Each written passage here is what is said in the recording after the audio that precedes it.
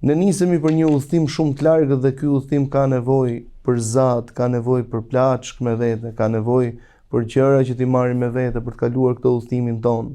Dhe ajo që më së miri do të na shërbej në këtë udhëtim tonin, i cili është vetëm vajtje, është pikërisht ajo çfarë kemi depozituar në jetën tonë. Dhe ajo që depoziton njeriu në jetën e tij, pra profeti alayhi salatu wasalam thotë, gjuha, lisanun dhakir, një gjuhë që e përmend Allahun.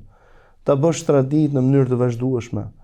Nefise bintil Hasan, një ndër stërmbesat e pejgamberit alayhi salatu wasalam, i thot mbesa e saj në prag të vdekjes, thot hall, ishte agjërueshëm. Thot hall,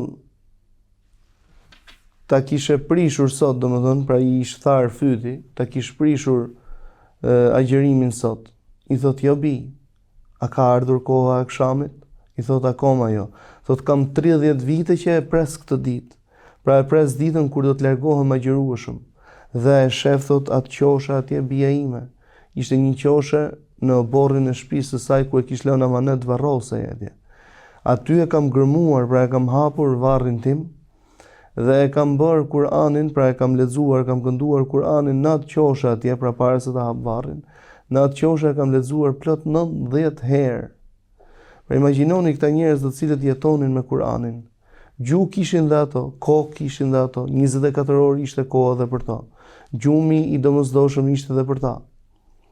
Ushqimi, e ngrëna e pira, përzierja me të tjerët e domosdoshme ishte dhe për ta. Jeta e vështirë ishte dhe për ta. Angazhimet në jetë të njëjta ishin dhe për ta.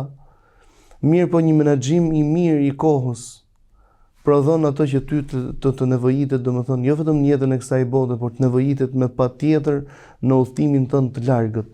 Ndaj dhe profeti sallallahu alaihi wasallam u drejtohej besimtarëve dhe thonte: kërkojini falje Allahut dhe pendohuni tek ai, se unë i pendohem Zotit të gjithësisë brenda ditës më shumë se 100 herë.